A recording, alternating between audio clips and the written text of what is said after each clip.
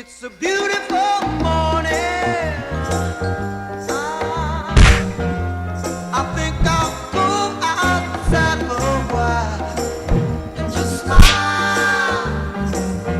Just taking some clean, fresh air. Good evening, ladies and gentlemen, and welcome to another Krebs Coho replay cast. This time around, we're going to be doing a 2v2 on Rails and Metal. Alright guys, so how the heck are we going to start this one cast off today? Well, it looks like we're going to be looking at a levitating car. So apparently, we are actually going backwards in time as we progress farther and farther into the future, because apparently in World War II, they already had levitating cars. So, pretty interesting to actually see that. But of course that is just a glitch in the game, and obviously not many people notice that, but it's only something that you can notice when you switch your camera around. Anyway, 2v2 on Rails and Metal. Who are we going to be looking at today? Well, we're going to be looking at quite unpopular replay. Funnily enough, it was submitted by Morelloo. Morelloo I'm a very big fan of. And it only got about 27 downloads. I'm not exactly sure why. Maybe Morelloo has faded into obscurity a little bit, and people don't really know much about him. But it's actually, I don't know how to say it. It's a beautiful replay. It's very, very beautiful tactics and micro and everything that's great in the game. It's just here. Perhaps a little bit predictable of what's going to happen, but just enjoy the show, guys. That's all. So let's take a look. We're going to have a PE player, Sungea, I hope I'm saying that right, and his partner, ClydeBarrow, as the Wehrmacht, and facing Morelloo as the Americans, and Seph in the Brits, as the Brits. So Morelloo is obviously a very retro player in this game, along with Seph as well. So they come right back to the beta of this game. I'm not sure about Morelloo and Seph, definitely. So Morelloo is very notoriously, famously, whatever you want to call it, known for being a huge Americans fan. He usually plays Americans a lot, and so that's what we're going to see in this game. Now, Rails and Metal, let's see what's going on this map so far. We have capturing along the right hand side by Morelloo by extending engineer squad. We have a Kettenkrad capturing way at the center fuel point, and quite standard stuff. We've also got two PGs, one with the Wehr 43, combating some of the engineers here. Now then, this is a little bit different. We've got two of the teammates ganging up together and working in unison. We've got a motorbike and also an MG42. Most likely this motorbike must have been the first thing that came out, I'm guessing, just so he can harass all that sort of stuff, yada yada yada. All the people that play this game obviously know the reason why that motorcycles come out in the beginning, first unit. Why not? So, oh my god, this is going to be a sort of battle set up here. We've got Seph placing down his headquarters command truck right on this point over here. Now, you might be asking, what the heck is this going to be connecting to? Well, if you bear with me, if we switch on over to the tactical map very promptly, if you look at this, there's an extending point of this sector all the way to the medium munitions point. So that is holding that munitions point down, keeping a bonus on that munitions point, so you are getting more munitions. Munitions you can never have enough of. They are brilliant things that can help you in supporting every single freaking battle that you might be fighting. So we have a lieutenant, a lieutenant being too forward, and as you guys can see, just taking the bullet fire there and falling down to the ground. That is just not looking good for Seph immediately from the get-go. I mean, if you're losing a lieutenant like that, a lieutenant, this is a funny thing about pronunciations. Lieutenant in across the pond over in Northern America, lieutenant over in Britain. I don't know what you guys want me to say it. Naturally, for me, it's lieutenant, so I would go with that. But lieutenant, obviously, losing it so early in the beginning, it's just such a big setback. Obviously, you can still progress to the field support truck, no problem. But then again, that support that the lieutenant could give to the infantry sections would help so much, but instead we see that guy go down. We've also got a Bren carrier here that's providing some support. It's also upgraded as well, but really it's having such a difficult time of even doing anything. We see, I don't know, they're taking quite a bit of casualties, these Panzer Grenadiers, but really it looks like the Bren carrier is taking most of the damage, and rightly so. That is the thing that's causing problems. Quickly seeing what else is going on the map, Morelloo has been capturing right along the right-hand side, and it seems like the right-hand side has been hardly opposed by the Wehrmacht and the PE. Now, what else is going? Morelloo's really stretching out around these guys. He's just getting right on around there, not really helping Seph out on what is going on over here, and so Seph is actually losing quite a bit of his guys. It's not looking too good for him. Likewise, the Wehrmacht are actually losing quite a bit as well. I'm not sure if we've seen a infantry section go down. Not exactly sure, but it looks like one of them is sort of less than what we saw before. There was two. Maybe one of them went down. That Bren carrier going down as well. Not looking good for Seph. Seph, in fact, is actually admitting, whoa, I lost everything. That is sort of depressing to admit that almost just a bit 5 minutes into the game. Hey, I lost everything. What can I do? Obviously, I'm not doing as well as you are. That's what he's just saying to Morelloo. Morelloo is saying that we'll recover, and Morelloo is he's been doing a superb job while both the PE and the Wehrmacht have been focusing on the center point over here, well, that skirmishes against Seph alone. Morelloo has been capturing right along the right-hand side, and even extending around the PE and Wehrmacht close sectors near their base. Interesting that he's doing that. Not exactly sure why this point isn't captured. Maybe it's just because it's a low munitions point, and Morelloo was just trying to prioritize what he was going to capture. Maybe that's the reason behind it, but God knows, it looks like he's going to be capturing it down there now. Also, quite a bit of confrontations over here. Now, what the heck is this MG doing? Not exactly sure. I've watched this replay in eight times, and whenever you watch a replay like that, very, very fast, it always looks great, always looks beautiful and stuff like that. And so I have a lot of expectations from this. Hopefully, though, by slowing it down to 1 times isn't going to be so bad, but we'll have to see what's happening. Armored car out. So we've already got a leapfrog from the logistic company up to the Panzerjäger command. Maybe he's going to go for logistic company, Panzerjäger command, and then to the Kampfgruppe company. Maybe he'll do that. Not exactly sure what to expect. Maybe he's gone for a logistic company so he can in the future get some squad increase upgrades. Yes, that's what it's called. So the armored car providing a lot of hassle, not really much on the field to actually counter the armored car at the moment. What Morelloo actually mentioned to the failing Seph was to go for a Stuart while he will go for bars. And so Morelloo has those bars out. Stuart, I don't exactly know where it might be. We've got a captain just coming out from a field support truck, and that means the Stuart is finally unlocked and will most likely be built. So that is going to be the perfect counter against the armored car. That is what Seph really needs. See, this is what the thing I love about the players. They know what to do. A lot of people, what they think is, maybe if I lose my initial Bren carrier, my lieutenant, my one of my infantry sections, then hey, maybe I should just build another lieutenant or another infantry section or something like that. Well, the beauty about 2v2 is that you can actually progress forward as long as your teammate is sort of okay and has an infantry base. Then that leaves Seph, for example, a very good opportunity to just go for that field support truck and get those Stuarts out, the sort of armor that Morelloo does not have at the moment. So that is just the whole point of working together.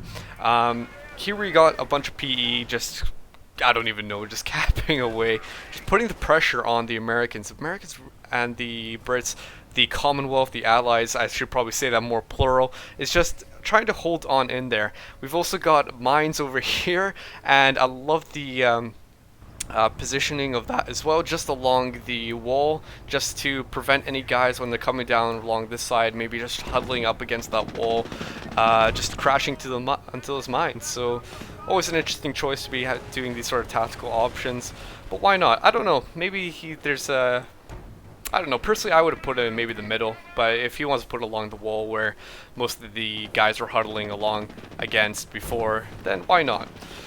Naturally, what the AI likes to do in this game, the infantry, for example, is whenever they've got cover near them, what they will actually do is sort of run into that cover automatically. So maybe that's why the mine is over there, so that the stupidity of the AI, you could put it, just sort of runs into that mine, and so they crash into it and boom, they explode.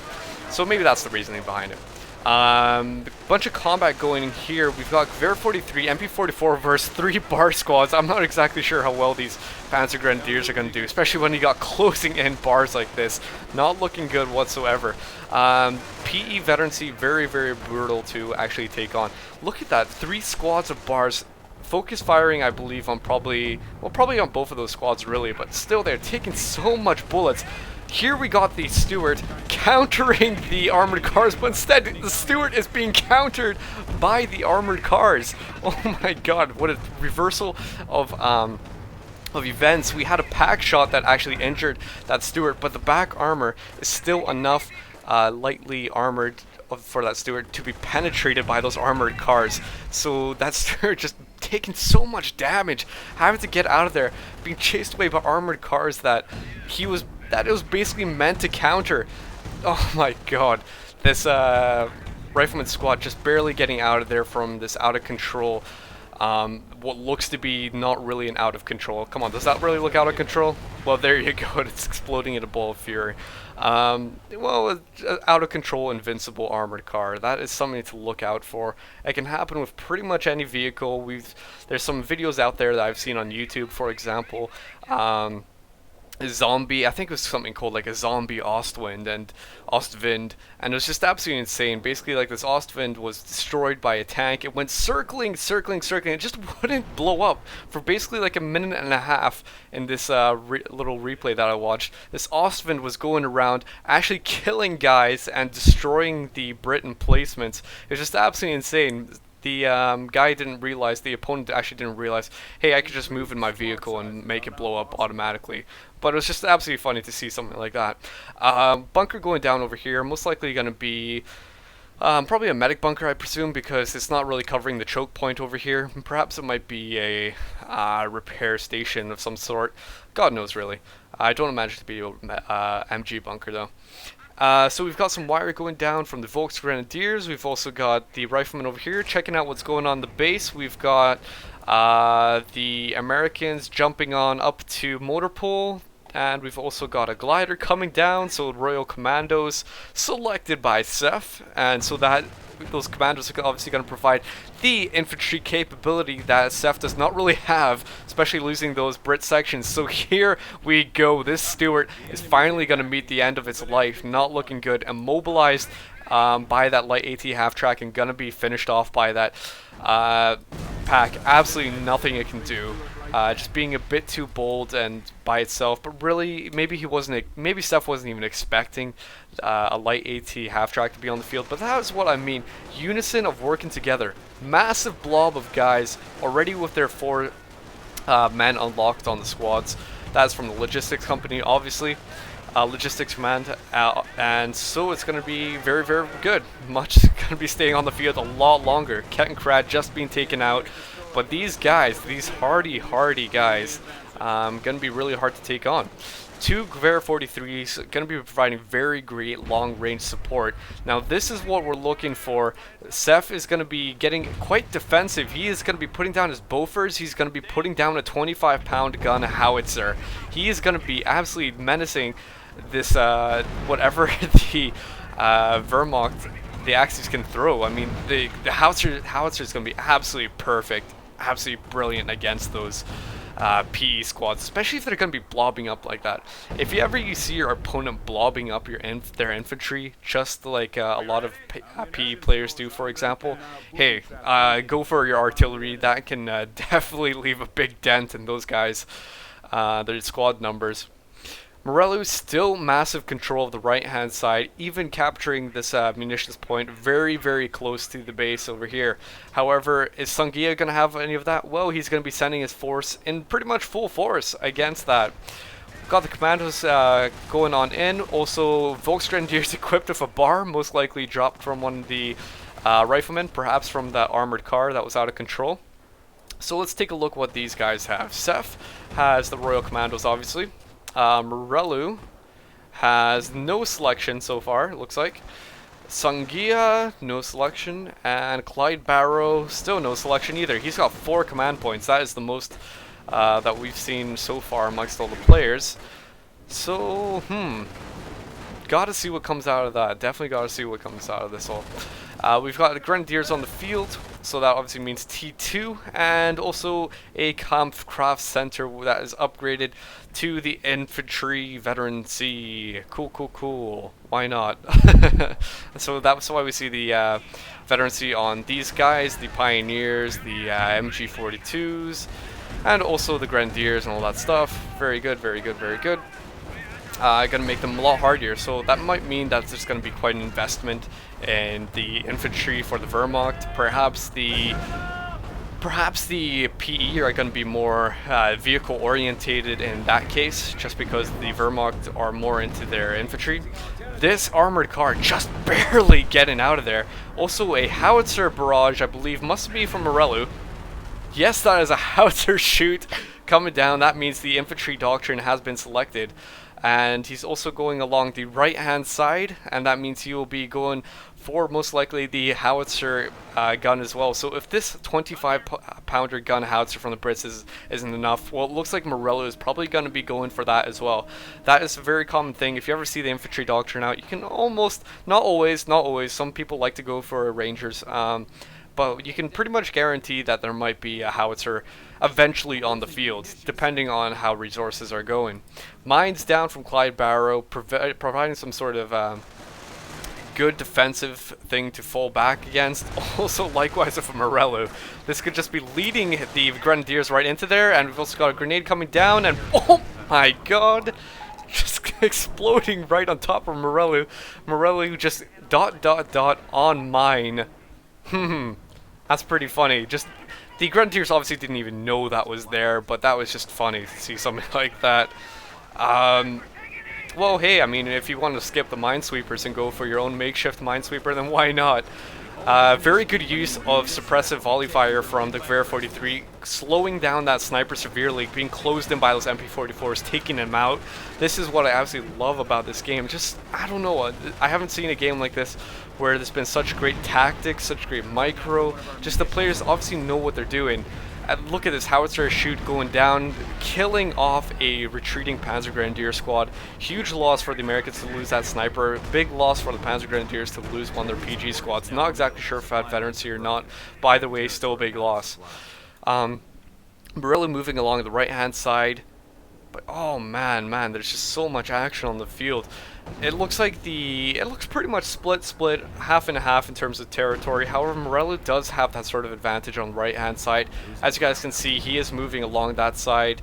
And the P are going to have to respond with some armored cars, it looks like.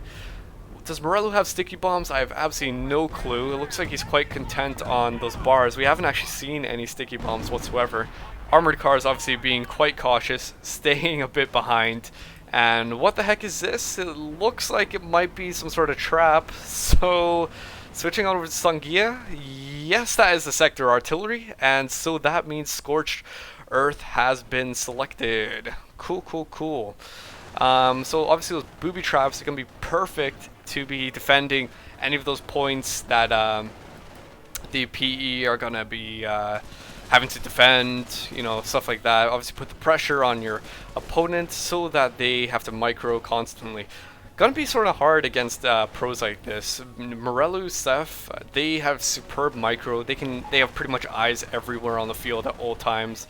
I actually think if you met Morelloo or Seph in real life, they would actually have probably like 2 eyes in the front of on their head, and then 2 eyes in the back, 2 eyes on the sides. You just see absolutely everything that is just going on the field. It's just crazy to be in that sort of position in such high micro. So we've got some assault grenadiers, we've got a bunch of trenches, we've got Bofors, and a very good defensive line by the British. How the heck are you able to penetrate this? Let's think about this. Let's take a look what's going on here. Trenches, very hard to even kill the guys in there, almost impossible to kill them with normal gunfire. Piats, good AT. And Bofors, good AI, good anti-infantry. So how the heck are you going to combat this? Now, obviously, if you're intermediate or a pro, you'd obviously know that. But for the people that don't, you would have to use some sort of form of artillery, such as firestorms, such as mortars, mortar half-tracks of incendiary rounds, something like that, just so you can burn your way through there, wear away at the stuff one by one, perhaps chase away those guys in the trenches, then work on the Bofors, something like that. But that's what you gotta do. The PG squad going down, obviously not recognizing that the howitzer shoot was coming right down on top of that VP there. 325 for the Axis and 413 for the Americans, the Allies. So the Allies obviously winning this battle so far. But how the heck are the Wehrmacht, the Axis, going to respond to all of this? Well, the Axis are really not doing that bad, to be honest. They've got MG42s provide support. They've got more Martyrs. They're putting constant pressure. They're trying to destroy this Bofors and doing almost taking it out. Very, very close. Look at that. So desperate that the engineers of Morelloo are trying to repair that Bofors and I don't actually know what the heck just happened there, but looked like the commandos actually tried to grab that Bofors and instantly died. Maybe that was because of the flames from the incendiary grenade over here. Maybe it's because the Bofors are so badly damaged already. Oh god, I have no clue whatsoever. But that was an instant death. That's like 3 guys gone instantly. Kind of an iffy thing. Maybe you guys could just rewind that back and see what happened there. I'm guessing that must have happened, but that seems kind of unfair if you ask me. Armored car badly damaged, destroyed gun, gonna get repaired. Grenadiers fighting very, very close in front of these riflemen. Grenade changing the tide of war, forcing them back, and this is just loads and loads of Grenadiers. Panzer Shreks on all of them, and oh my gosh, the howitzer is just firing away, forcing to retreat those 2 of those guys right there, and very good decision to be doing that. As you guys can see, the Grenadiers are getting healed up. You might be asking me, how the heck are they getting healed up? Well, it's probably because there's a forward HQ here by Sungea, the PE player with defensive operations. That can heal anyone. That can heal the PE, that can heal the Axis, the Wehrmacht, just your teammates as well. So it becomes a very, very tactically viable option to go for. It just helps everyone in the field. Pretty much should always go for one if you're going to be playing a team game. So what else is going on? Combat. These PGs having a very difficult time of even taking on these commandos. Surprisingly, the commandos doing a very, very good job against the PGs, just killing them off, picking off loads of guys. And yet, there we go, the commandos retreating, just 1 guy left in that squad, gonna get healed back on up. And the howitzer just putting constant pressure, constant artillery, all these craters on the ground.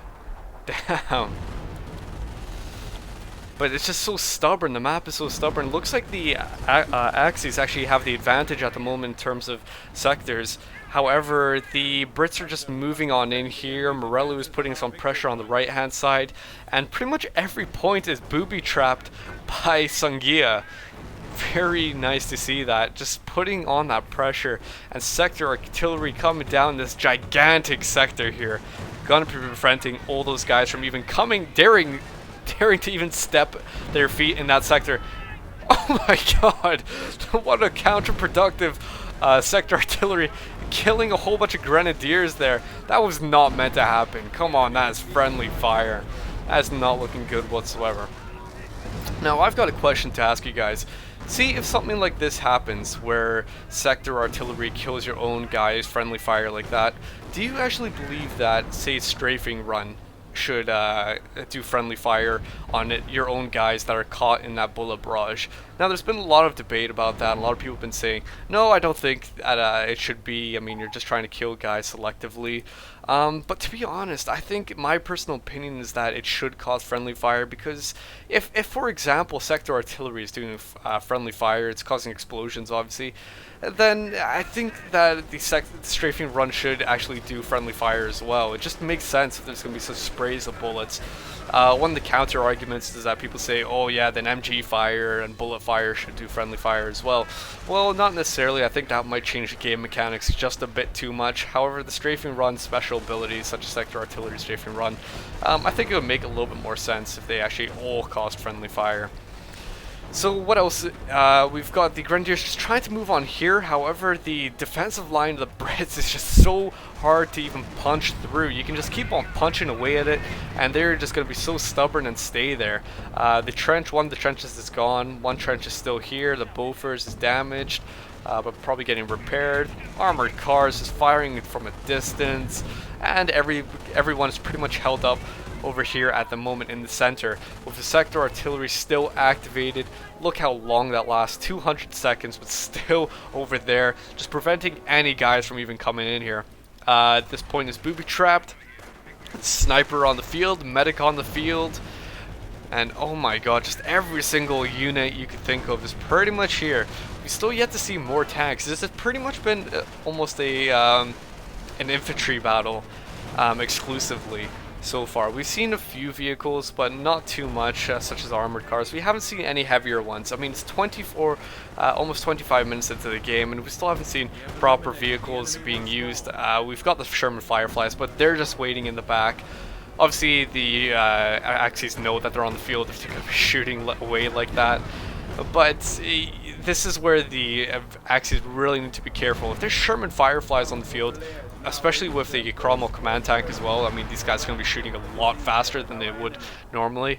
Well, where's the AT on the field for the Axis? I mean, they've got 2 Martyrs, they've got a pack. I suppose that could be quite decent. Why not? That could do good. But it seems only like AT is on the field in terms of tanks. I mean, the Sherman Fireflies are specific anti-tanks, the Martyrs are specific anti-tanks. Why are there no normal tanks? What happened to the Panthers and the Panzers and the Shermans and whatever, what else? Love to see that sort of stuff. But anyway, the Scorched Turf annihilating this point here. Obviously from the Scorched Turf doctrine, just preventing it from being captured. Desperate situation, why not destroy it? And so the men over here have to actually get it repaired before being able to capture it, just delaying Sergeant Morelloo and Seph from even doing anything, even taking away the points. So there we go, 299 for the Axis, 345 for the Allies. But still so stubborn. It just, these points are really not moving. The left side is barricaded by a bunch of tank traps and barbed wire.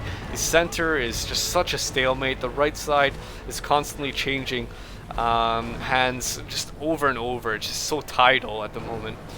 The Sherman Fireflies, it looks like they might be getting ready to do something, but oh my god, I hear a V1 coming down. I'm going to slow down the replay slightly just to see maybe where is it coming. We hear a V1, come on, 0.5, 0.5, where could it be? It's going to probably be here somewhere, I imagine. And there we go!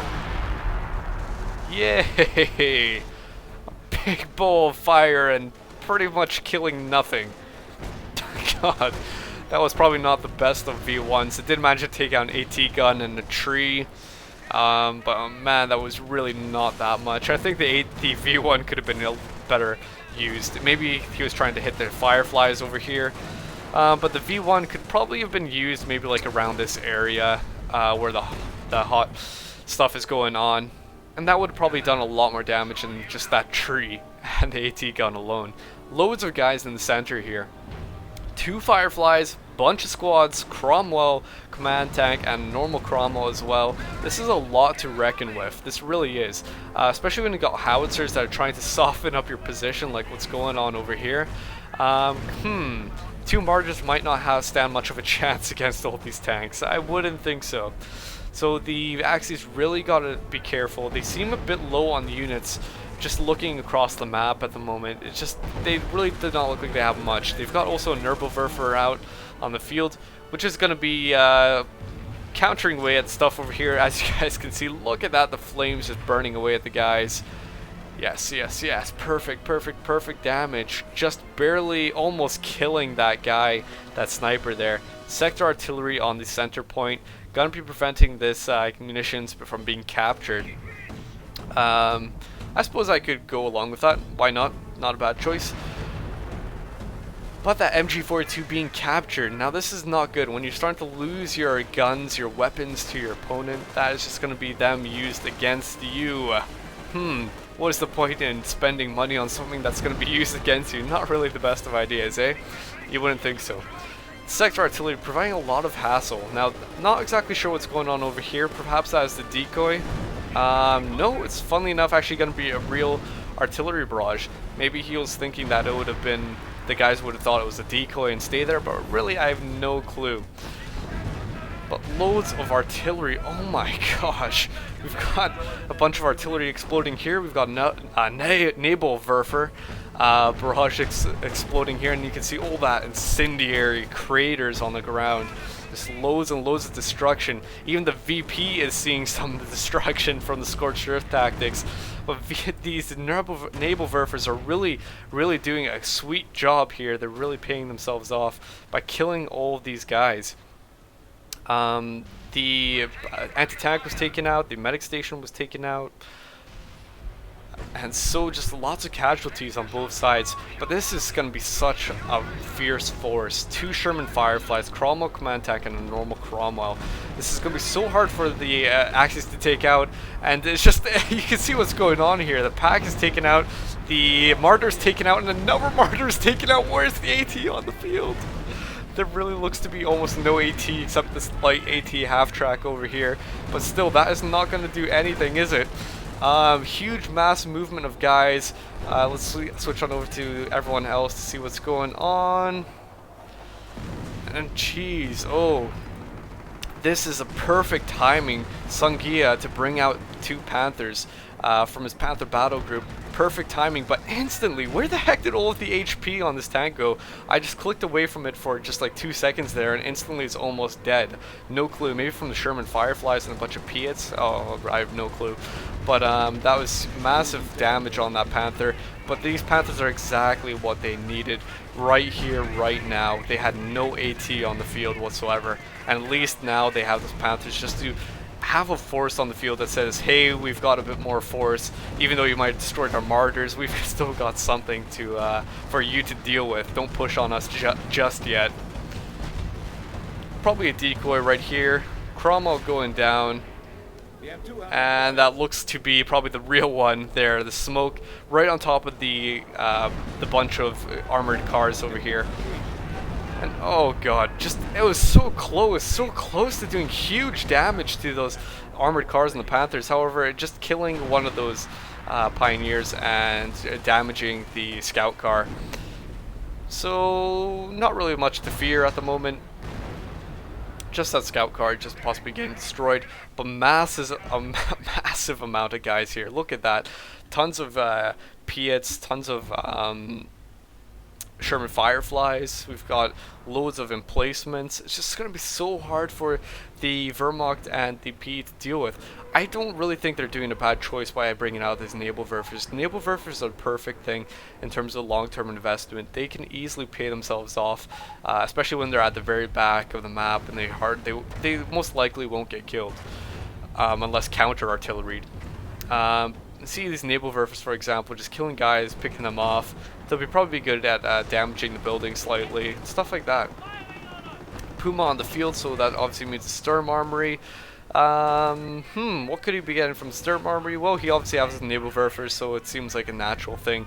If you've got the Nebelwerfers, why not go for some Puma as well? The sniper racking up some kills over here, just one guy at a time, wearing away the Pioneers. I don't even think the Wehrmacht are aware of what is going on. I don't even think they know that a sniper is on the field. In fact, I shouldn't even say one sniper, there's 2 snipers. 20 kills on this one sniper alone. That means he is veterancy 2, probably almost veterancy 3. So he is going to be such a devastating effect, have such a devastating effect on this field. 20 kills, that has a lot. Do the math. 20 times 27 manpower, for example, for reinforced cost. That is just a lot to deal with. Puma facing a little bit of trouble. Just a few Bren guns, but nothing really. Now this is the main trouble. This is the Sherman Fireflies, what the Puma's really not looking forward to. But look at that, the Puma's just so hard to even hit. Look at that massive received accuracy bonus on the Puma. It's just so hard for the Sherman Fireflies to even get a single shot on the thing. That is just its bonuses. The Puma is so hard to actually be hit.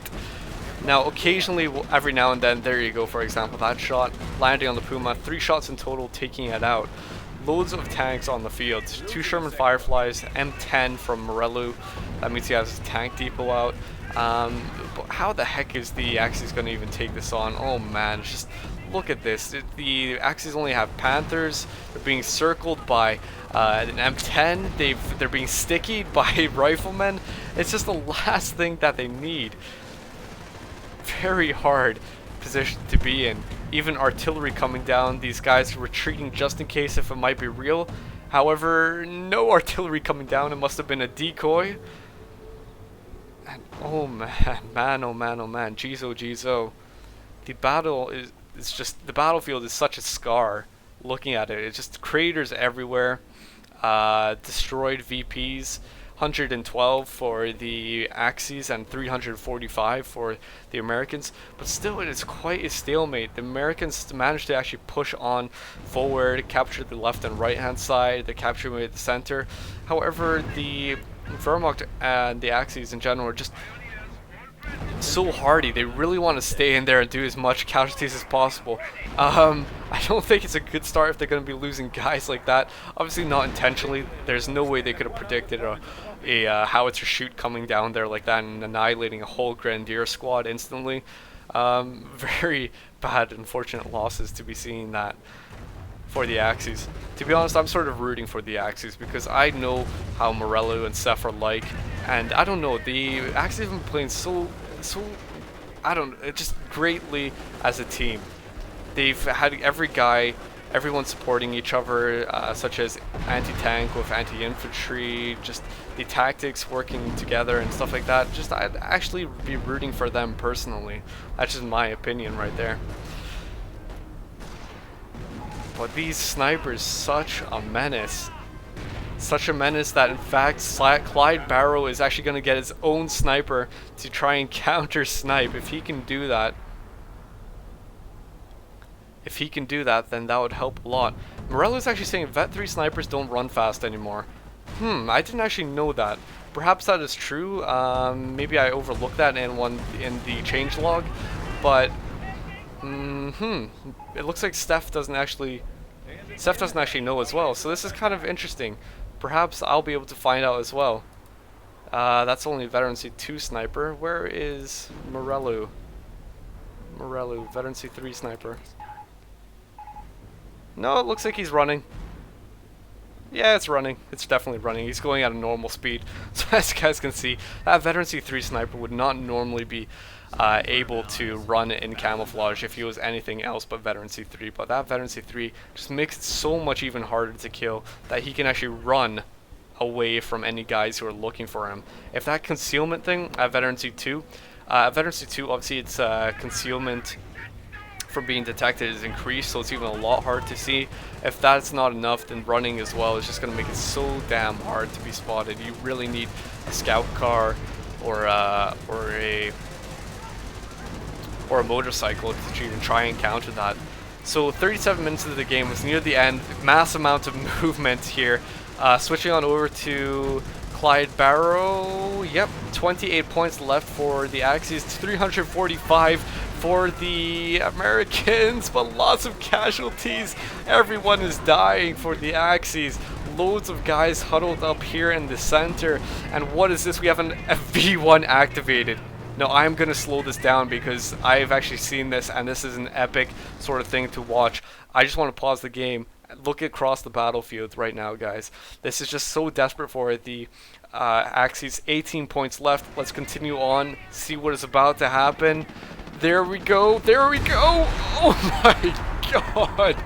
Look at the bodies fly! Oh my god, it's Armageddon.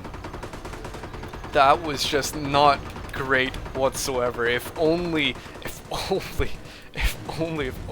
the Axis had more points left on the ticker, this could have been a major change for them. Look at that. The Panthers moving in, destroying the remnants of the tanks on the field. What else do they have? We'll check that in just a moment. 6 points left, not looking good whatsoever. We've got men running over here, but it's just, they're going to be countered. Nothing to do. Good game coming down from Sungea, and that is the end of the game. I want to take a look at what else the Americans and the Allies had left on the field after that V1. They still got a lot of guys here, lots of half-filled squads, but really looking at what else, it seems quite a bit, but pretty much the Axis evened out the playing field with that V1 alone. If only they had more points, they probably could have gotten back into the fight there, perhaps. So very well done for that amazing V1. Good job, Sungea and ClydeBarrow, for putting up such a great fight. I thought it was an amazing game. However, it was a little bit predictable by Morelloo and Seph, but then again, very good play by Morelloo and Seph as well. So what could have changed differently in that game? Perhaps in the beginning, the PE and the Axis could have focused on the right-hand side a little bit more. They pretty much neglected it the entire game, apart from recapturing it here and there. But I think that's maybe the fault, because they focused entirely on Seph whilst Morelloo was going around and capturing the points and just being such a hassle. Also, things of unit preservation, but I don't think the unit preservation was a huge factor in this. Anyway guys, hope you enjoy the replay, and until next time, this is ClydeBarrow, and I hope you all have a very nice day. Bye bye.